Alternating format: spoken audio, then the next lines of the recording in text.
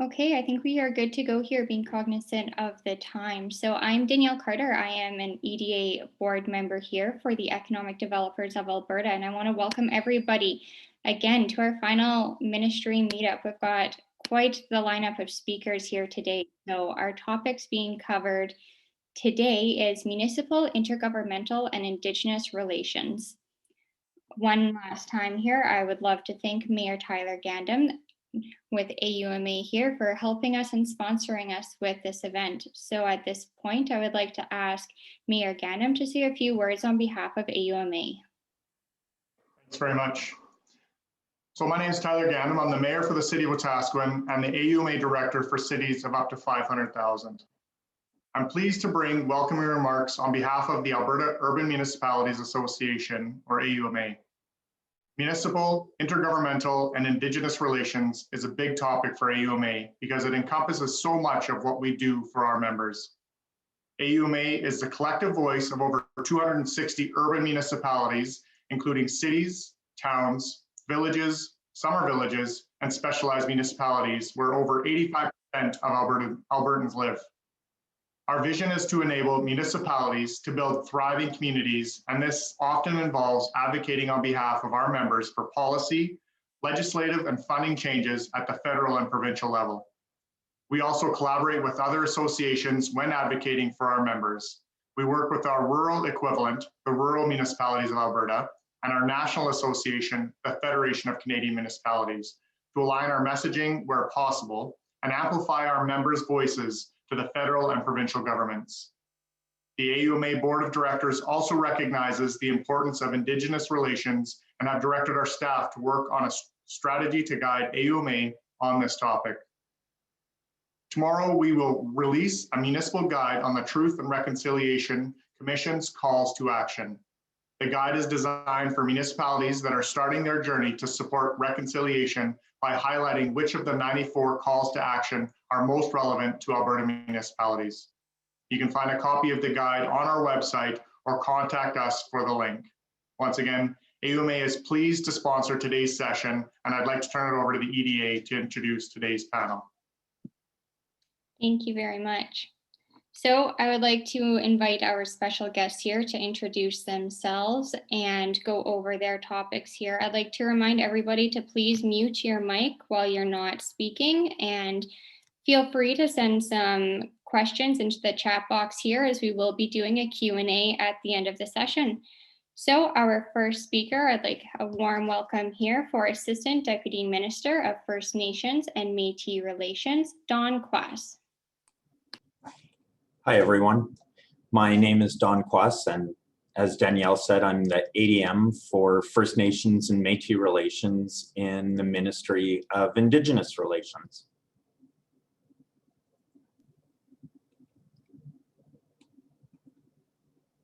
Thank you, and you are able to go ahead and introduce your topic, and feel free for your presentation, and then we'll move on to our next speaker. Great, thank you. And I hope this works.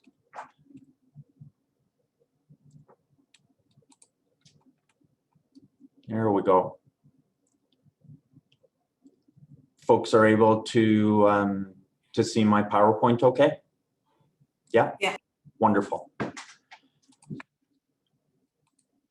So I just want to run through quickly with everyone a few programs that we in Indigenous relations, and specifically in my division in First Nations and Métis relations, administer on behalf of the province, and also working with the federal government with respect to a couple of the programs that we'll discuss.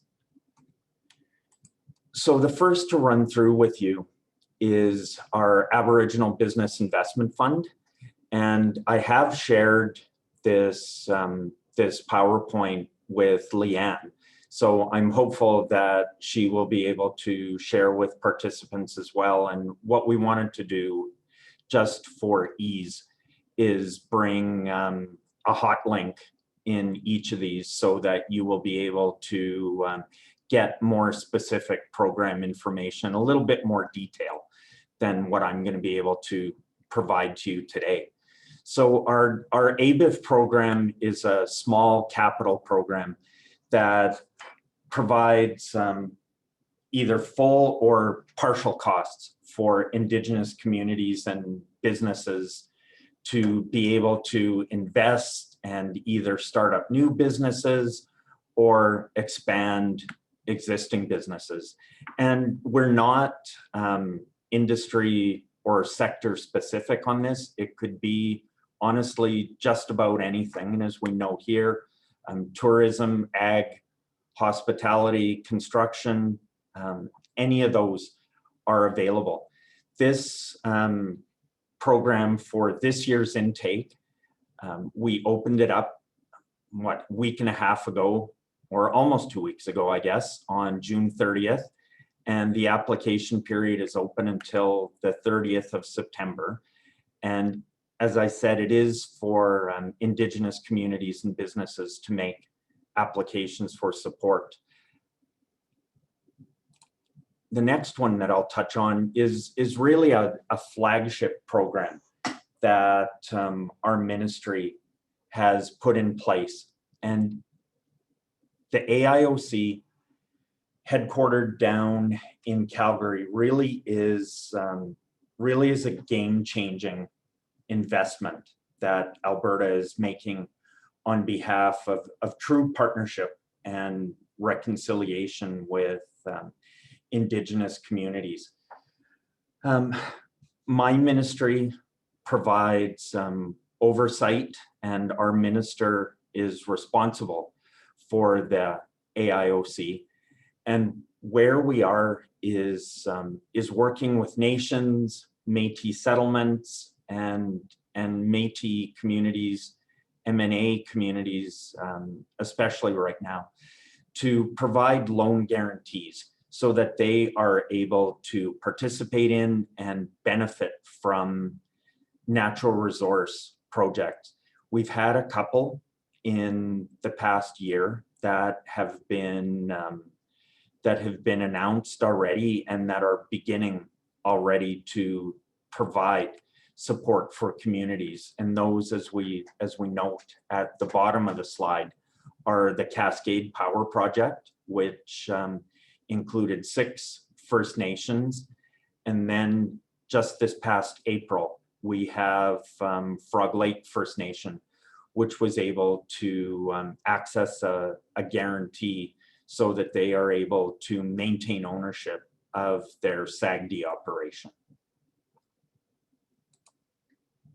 Another project or program, I guess that I should say, we worked with the federal government on a water tie-in program, which, as we know, is a huge issue across the country in terms of being able to provide safe and clean drinking water to First Nations communities and reserves especially. Our government did stand up and reaffirm its $100 million commitment to this program. And we're working right now on 10 projects that will provide 14 different First Nations communities with access to clean drinking water.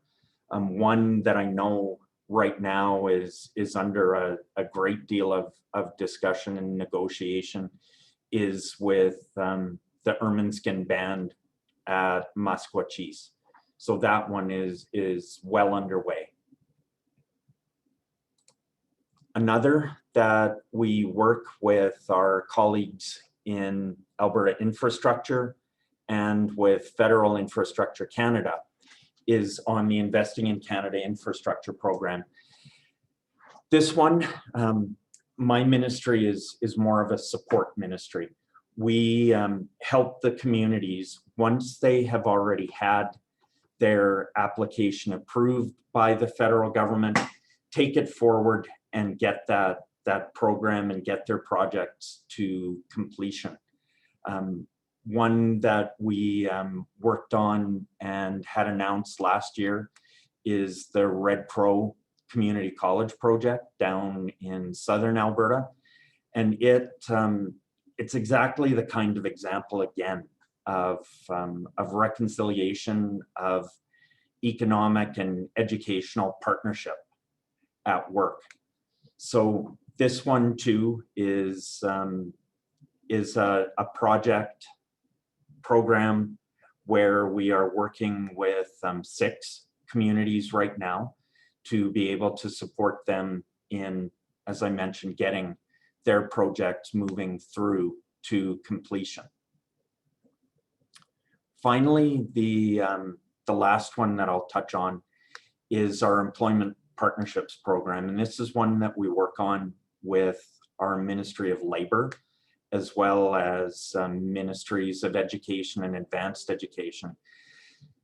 This one is aimed very much at providing training and employment supports for individuals.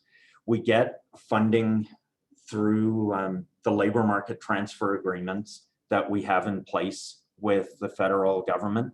So we're talking about both the labor market development agreements that provide funding for people who are still eligible for employment insurance.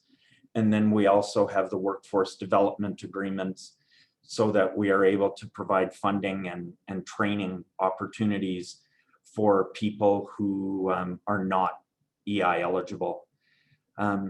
This one, we are hopeful that we're going to be able to keep expanding and providing more opportunities.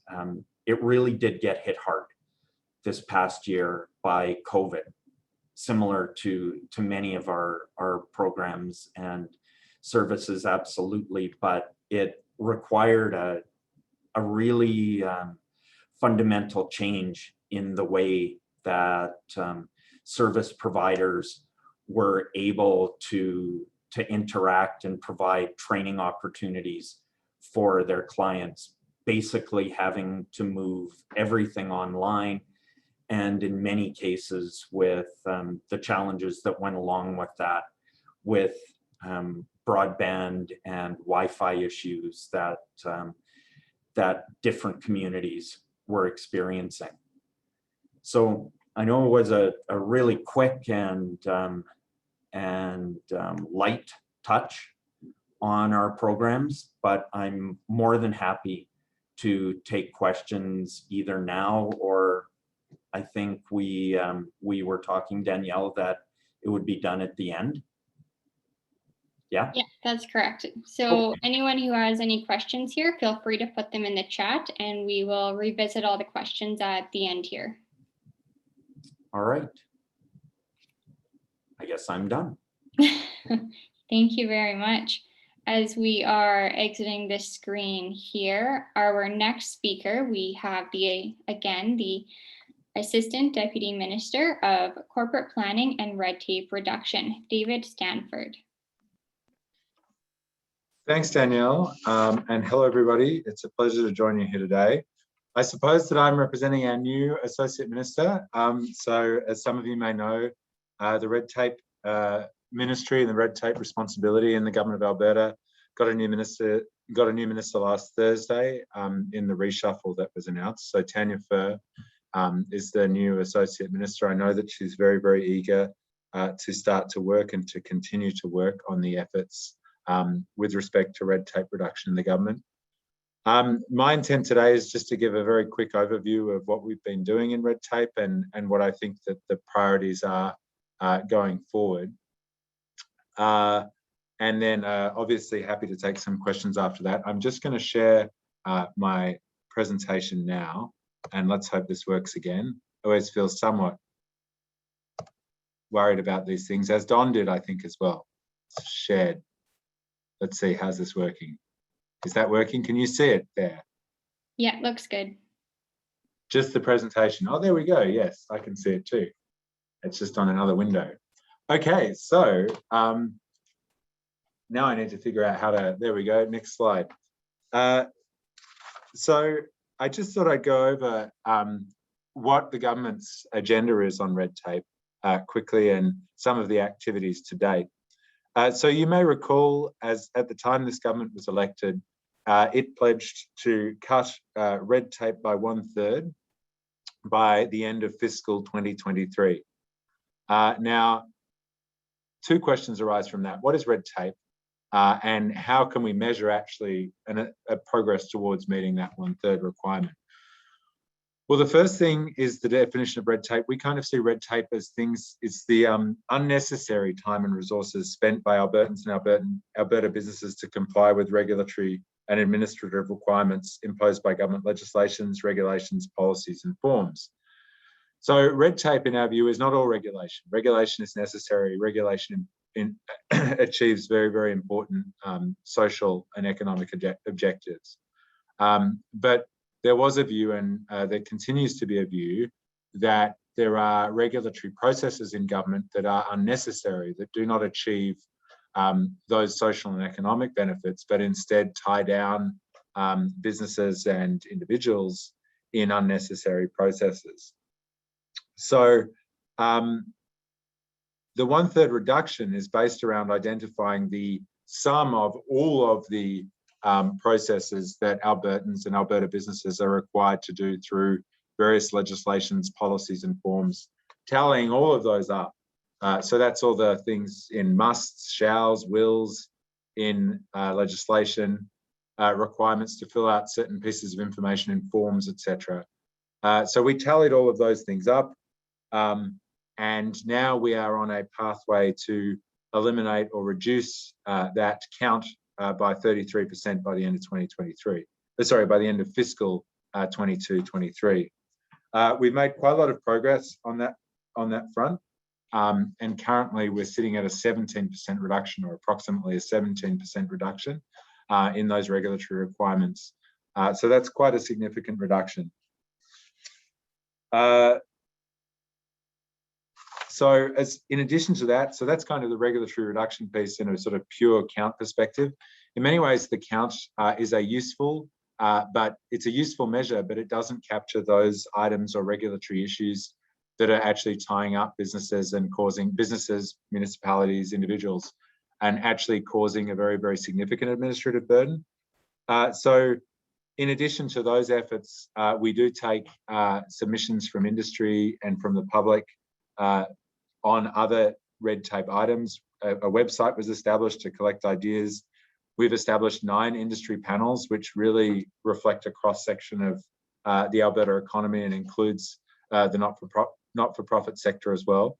And through those submissions, we have also in government removed a lot of administratively burdensome regulation that may not be fully reflected in the count. So there's 400 initiatives that we have completed. Some of those will be reflected in the count, some of those not.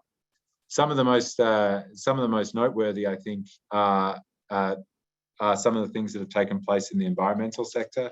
The Environment and Parks Ministry launched in the last few weeks a new online portal, the Digital Regulatory Assurance System, which really is a world-class system for seeking regulatory approval for certain activities, for expediting the approval of those activities, and for allowing a very, very thorough quality assurance process by government as those approvals and move through the system, but also accountability to the stakeholders that are seeking approval, because they can see exactly where their application is at in the system. So that's a very, very significant achievement by our colleagues at Environment and Parks recently. And as I say, that went live with certain applications under the Water Act in the last couple of weeks. And so then one of the other things that we do note and like to publicise to audiences is just how much of an improvement the government has made under the Canadian Federation of Independent Businesses ratings on red tape and regulatory burden. And since this government was elected, we have moved from an F rating to an A rating. So very, very marked improvement, very, very marked improvement there.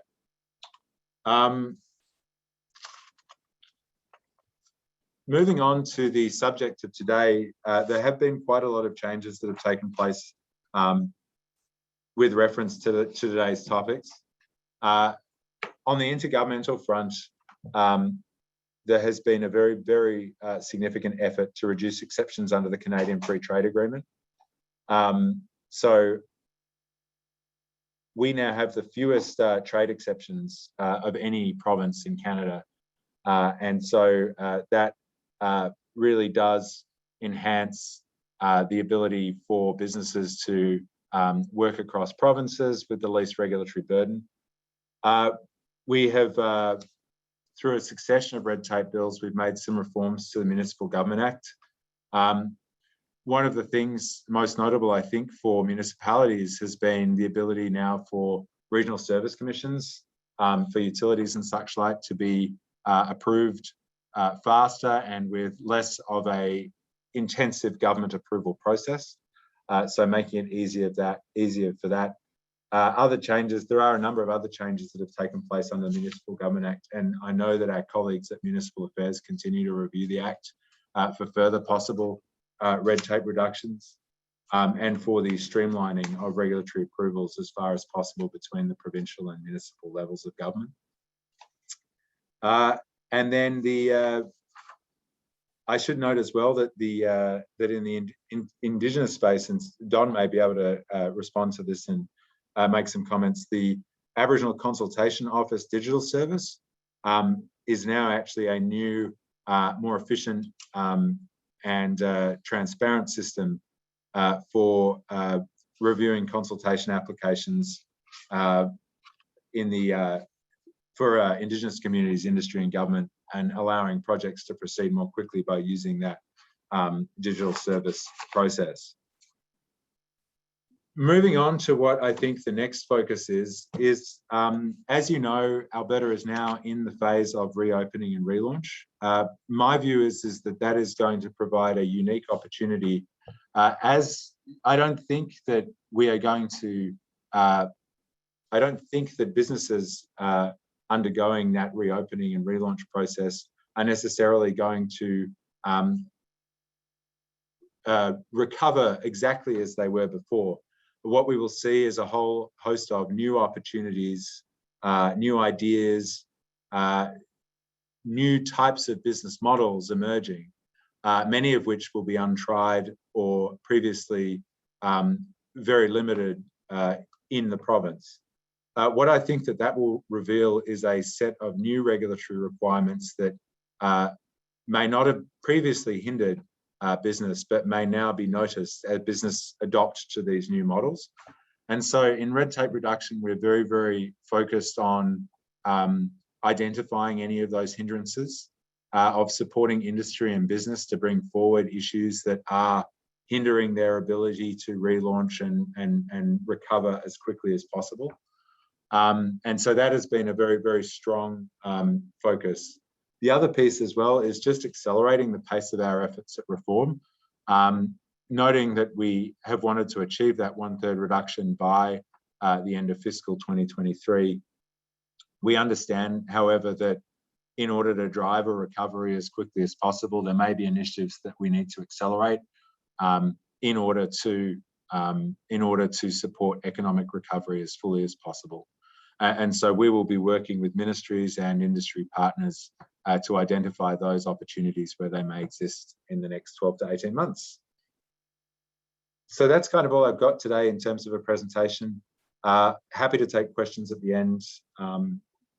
I think that it's a very, very exciting time now as we do move into relaunch and recovery for the further identification of burdensome red tape. And so no doubt some of that will also be coming forward from municipalities as well. So that's something I look forward to receiving in the future as well. So thank you, everybody. Thank you very much. So as we are exiting this presentation here, I will introduce our next speaker. We have the Senior Manager, FCM Program Outreach, Green Municipal Fund, Rachel. Yes, hello, same here. I am going to share my screen. Let me know if you see the presentation.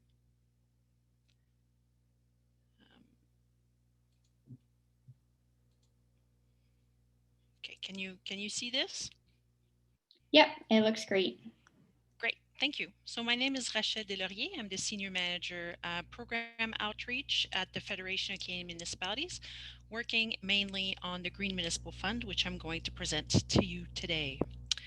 So what if FCM, so the Federation of Canadian Municipalities, has been the voice of municipalities through Canada since 1901. So we represent, and we have members from coast to coast to coast, and we represent their interests mainly to the federal government.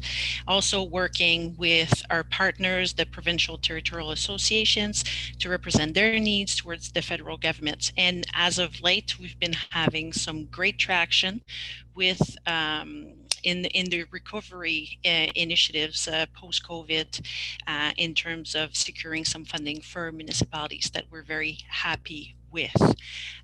One of the mandates, so we have an advocacy mandate, of course, but we also have a program delivery mandate with our with some funding programs. So we have programs, you know, that touches different subjects of interest for municipalities. So we have women in government, for example. We have Indigenous partnerships program that is going to be discussed a little later with our Cando partner.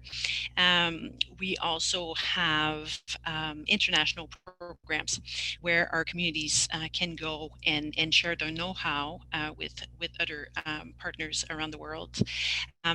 For the financing part, which my team is deeply involved with, our main source of funding is the Green Municipal Fund. We also have the Municipal Asset Management Program that's still taking some applications at the moment, which is focusing on asset management in Canada.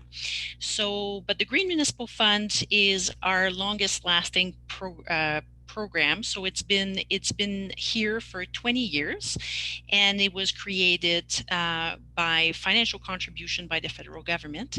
So for the last 20 years, we had incremental increases in the federal contribution, which made us close to $1 billion fund to support sustainable projects in municipalities.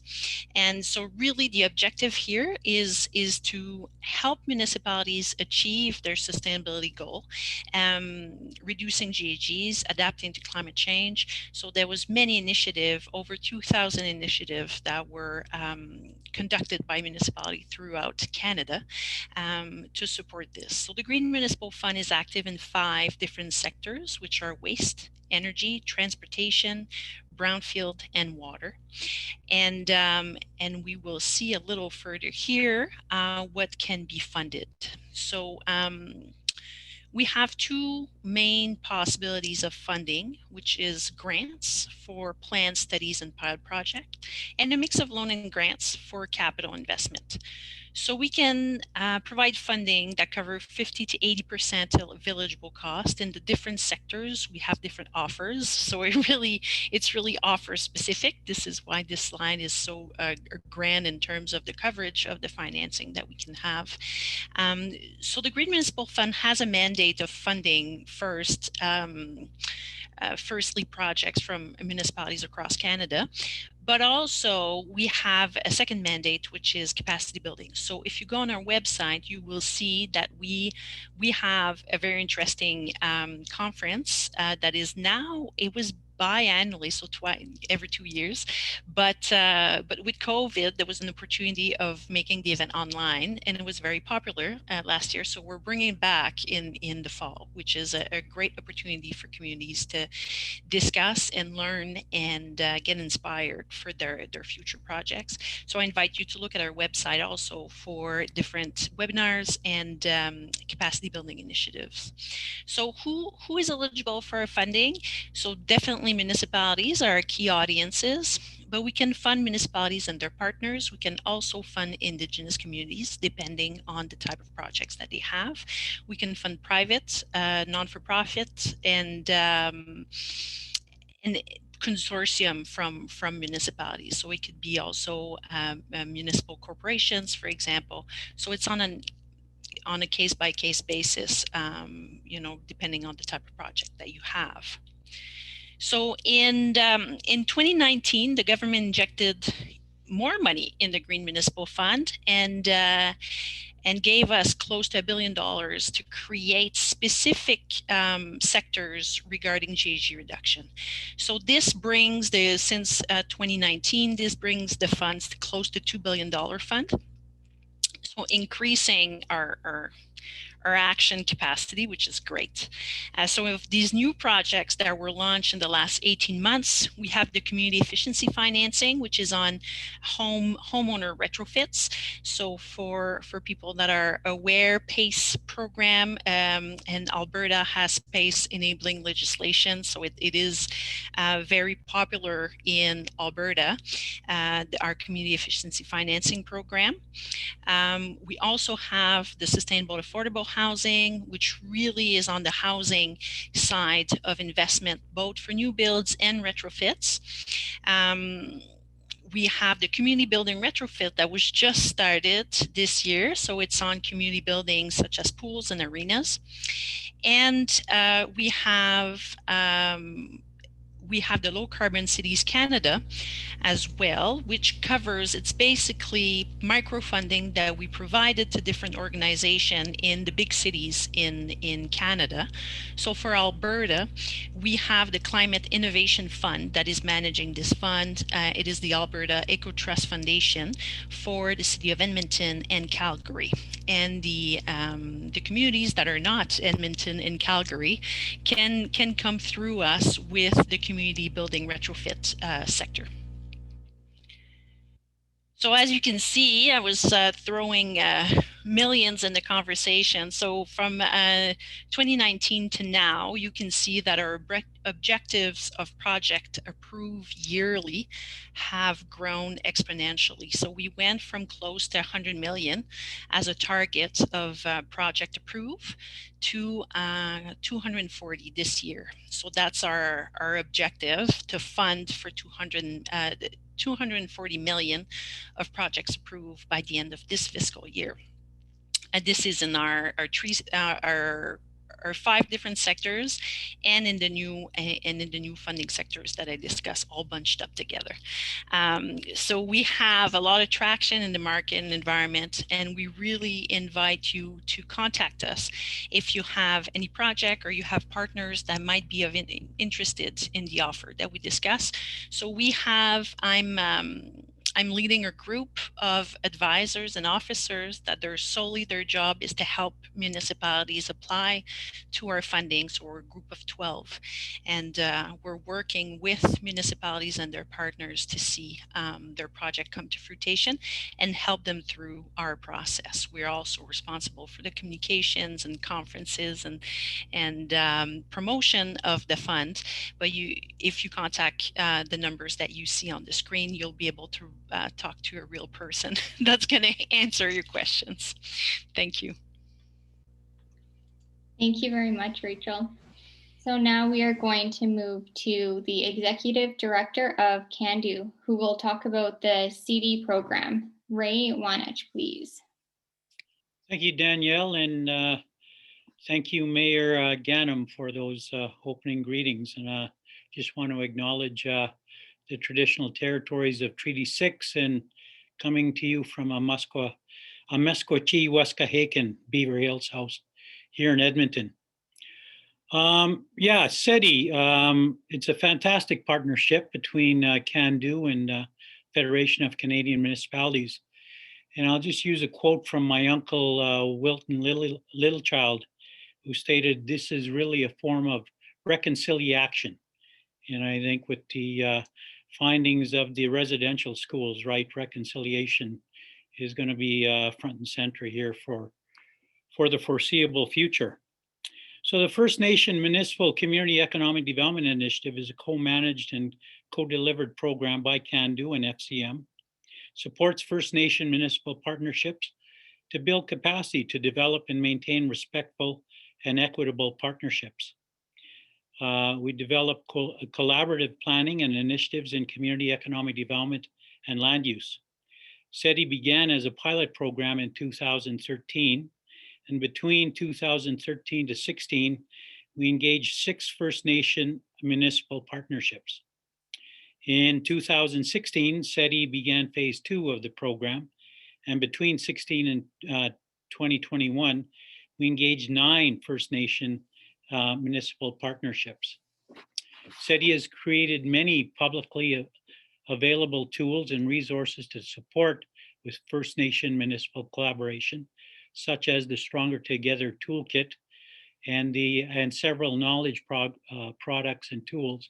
Most recently, a tool on collaborative economic recovery and resilience. CEDI Phase 3 will open intake in September of this year and will welcome 8 partnerships for 2 streams of programming. 2-year stream for those communities with pre-existing relationships and strong capacity, and a 3-year stream, which is the standard CEDI program, allowing for an extra year of CEDI support to develop the relationship and continue to build capacity. So where has CEDI been in Alberta? Well, in phase 1, which was 2013 to 16, Sawridge First Nation, the town of Slave Lake, and the MD of Lesser Slave River were the beneficiaries. In phase 2, which was between 16 and 19, Enoch Cree Nation and the city of Edmonton. In phase 3, between 2018 and 2021, Deneta First Nation, Bushy River, Cheta and Meander River, and the town of High Level were the partnerships. So what have the Alberta-based partnerships worked on, and what are their successes? And we identify how the province of Alberta has supported CEDI partnerships with financial investments. Sawridge First Nation, town of Slave Lake, MD of Lesser Slave River, completed a joint tourism strategy that will align with provincial economic diversification strategies and promote regional tourism. Jointly funded an economic development officer and tourism officer. In 2021, they reached out to CEDI to share that they are working to expand their partnership to create a regional partnership with additional communities for joint advocacy and collaborative economic development, such as Sucker Creek and Driftpile First Nation and some of the Metis settlements around High Prairie. And they're also working to create an MOU, our friendship agreement, with that regional development.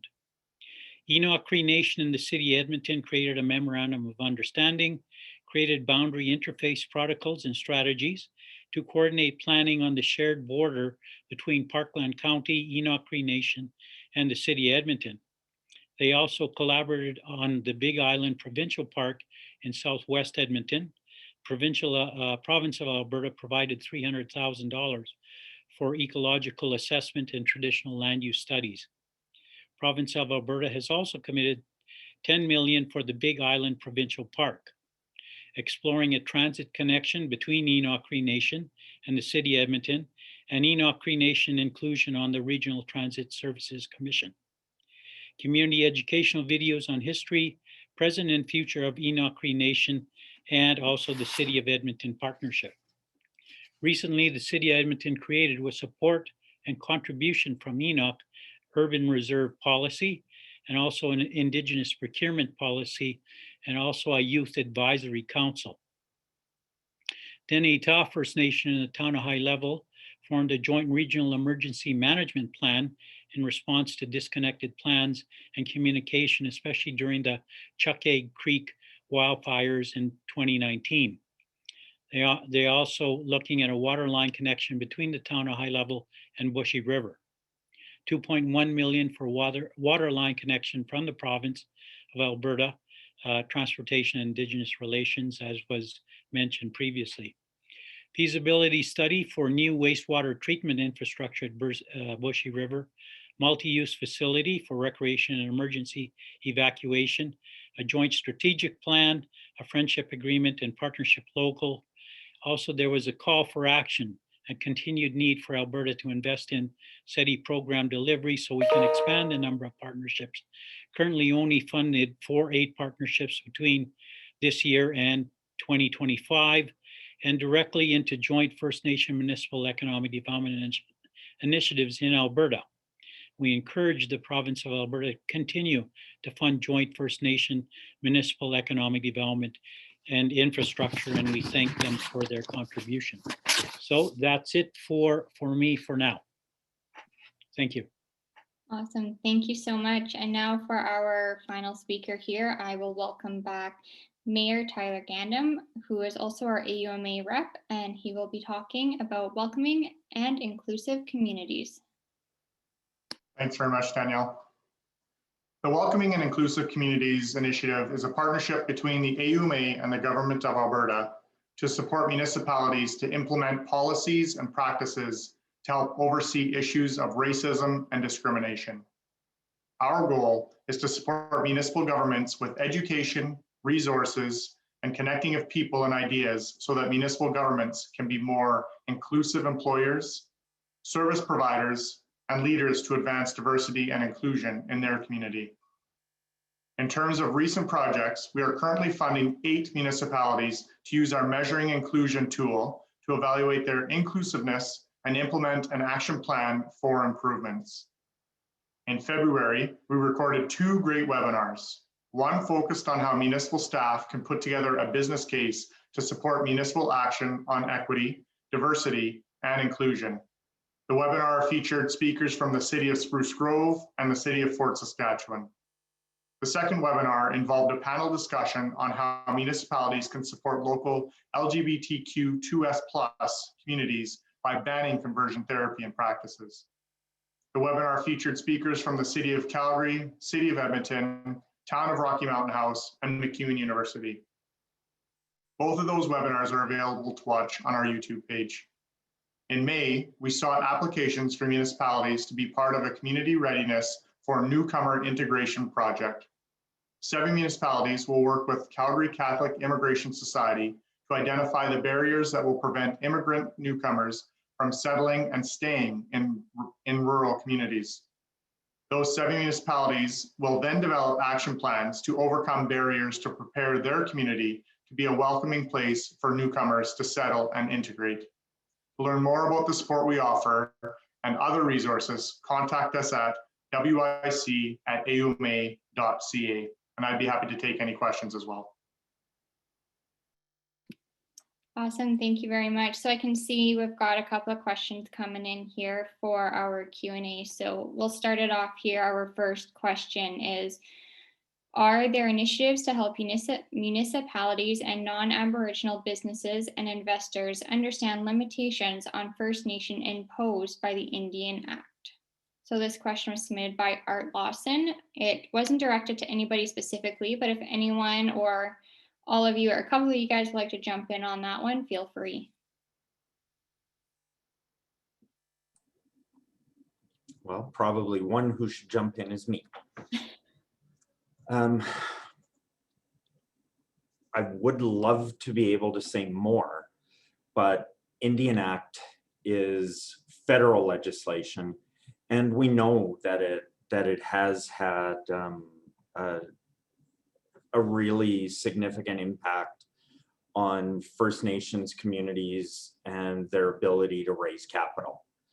And as I touched on in the little presentation that I did, it's almost exactly the reason why we, as the province, created the Indigenous Opportunities Corporation, is to be able to provide a backstop for communities to be able to participate in natural resource projects and be able to access funds and be able to participate fully in those projects so that they aren't facing the same kinds of constraints that they are with Indian Act as it stands right now. Great, thank you. Yeah, and Danielle, if I may, there's Aboriginal financial institutions. Some of you may know them, Peace Hills Trust, Alberta and Indian Investment Corporation, the Metis Settlements, there's Settlement Investment Corporation. So they can have partnerships, and as long as they have 51% ownership, they can access some of those programs. There's also the First Nations Finance Authority that may be able to help under that same guise. So just want to let you know that. That's great, thank you. So we will move forward to our next question here. So as we come out of COVID, what do you think the #1 thing your organization will focus on to help all of us move forward? If anybody would like to touch on that one.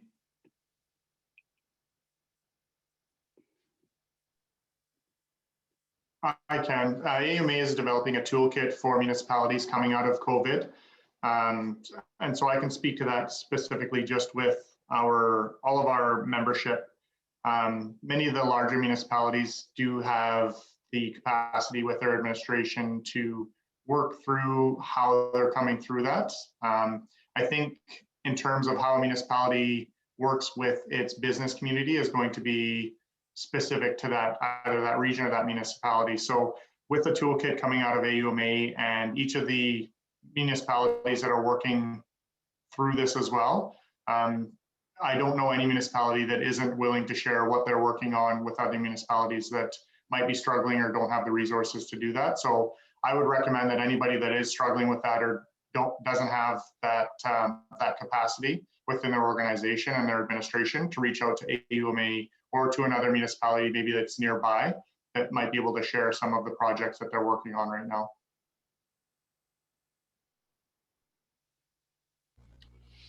Also, if I can add, for stimulating the economy, the federal government has put quite a bit of money out there in programs and in GHG reduction, but also to stimulate economy from a municipal perspective. And just wanted to reiterate that we in projects that are tripartite funding by the federal, provincial, and municipal sector, we, the Green Municipal Fund, count as the municipal contribution, which means that if you get success in having some funding from the Green Municipal Fund, then it counts for your municipal contribution in projects funding by the federal, which can be very interesting for communities in the context of economical development and relaunch after COVID. And if I may, yeah, there were federal government programs to encourage business development. There were $60,000 loans. Part of that would be a grant with $40,000 repayable. Also $5,000 grants to help micro Indigenous businesses get started. So those programs are coming to an end, but we'll see if there's maybe another outbreak. So, hopefully there's not going to be, but one never knows. But there were those programs. Great, thank you.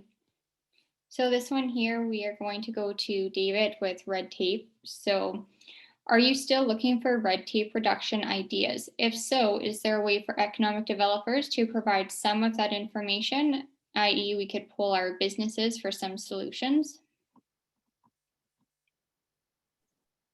So the answer to that is yes, absolutely.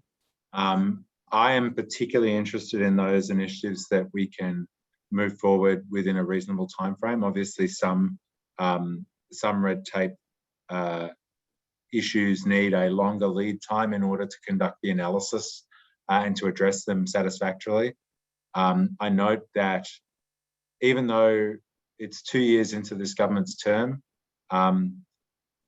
the runway for that analysis and to take action on some of the more complex issues is limited because of the fact that you're coming into the end of a government's term. So certainly those items that can be addressed quickly are those that I am particularly focused on. That's not to say that we are not also interested in doing that longer term analysis for some of the bigger issues. Now, I should have had this to hand, but let me just look up. There is an email address which we encourage you to send initiatives to, or you can contact me directly. My contact details are on the government's website, the government directory. David Stanford is my full name, but but we do monitor the email address as well.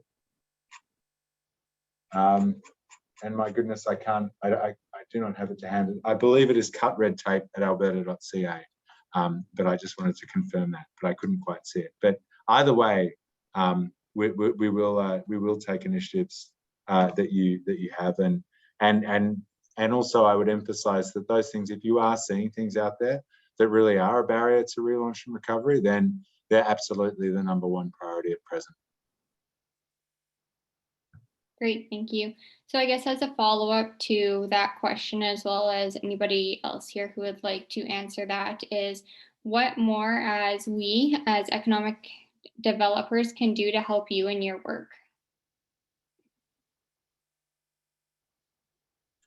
Yeah, I mean, I think that, I can lead on that.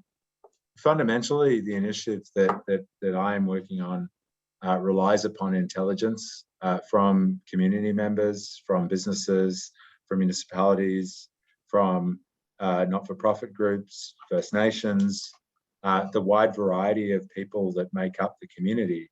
And we have got limited resources to undertake that type of stakeholder engagement. So we rely upon the community to bring issues to our attention. And I can say that we're very, very focused on actioning those items that are brought forward, sending them out to subject matter experts across government to undertake analysis, and ensuring that there's an awareness of some of those issues at the political level as well. So that's absolutely fundamental to the Red Tape Initiative, and we do encourage you to engage with us as you identify any issues, either in your municipalities or in the group of businesses and investors that you may be supporting as well.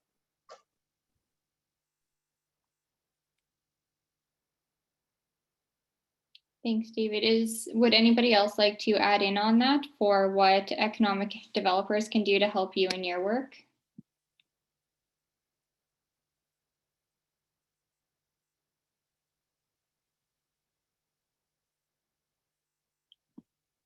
Okay, so then just as a little wrap up here, if any of our speakers have any last minute thoughts or anything, closing comments that you would like to share with everybody, now would be that time. No, there was a question in the chat by Kent McMullen. Oh, thank you. Just wanted an explanation so we all kind of understand what urban reserves are and the impact on municipalities taxation wise. And it's a concept I've heard many different definitions. So if someone could just a quick overview, that'd be great. Thank you.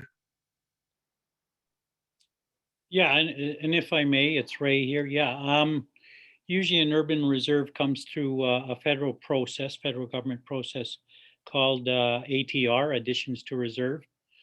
So as we know, a lot of our communities are small, isolated, rural communities. So the ATR process is primarily in Saskatchewan and Manitoba. I think of all the applications, of which there are numerous ones, 90% of them are from those two provinces. But Alberta is quickly getting online. I know Chief Billy Morin announced they're going to be working with the city of Edmonton to create a new urban reserve in Edmonton.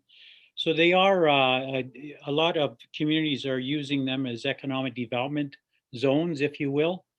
Of course, they're tax-free to First Nations people, but they also draw people to come into these places. So some of what's being developed is housing complexes for rural Indigenous students coming into the city for educational purposes, for health purposes. There's also mini malls set up to encourage artisans, so on and so forth. And then, so the people that are benefiting from this then often buy homes in the city, pay their taxes that way, and then support the local economy. So the city of Saskatoon, sorry, I believe now has 5 urban reserves. And city of Winnipeg currently has 1, and there's another one almost completing their process, and so they'll have 2. So yeah, hope that helps. Thank you. That was great. Thanks, Kent. So as a wrap up here, if any of our speakers have any closing comments or thoughts, feel free to share.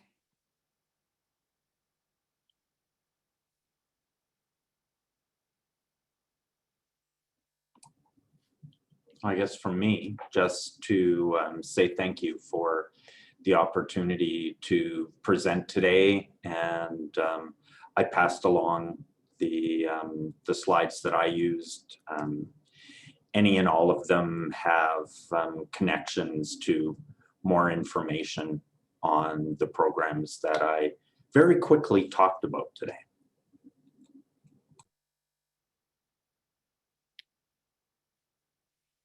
Great. Same here. Thanks for the opportunity. Awesome. So we are now going to wrap up our last ministry meetup here. I would like to have a sincere thank you to all of our speakers today. Very relevant information being spoken about. And another big thank you to AUMA for partnering with us on all of these sessions.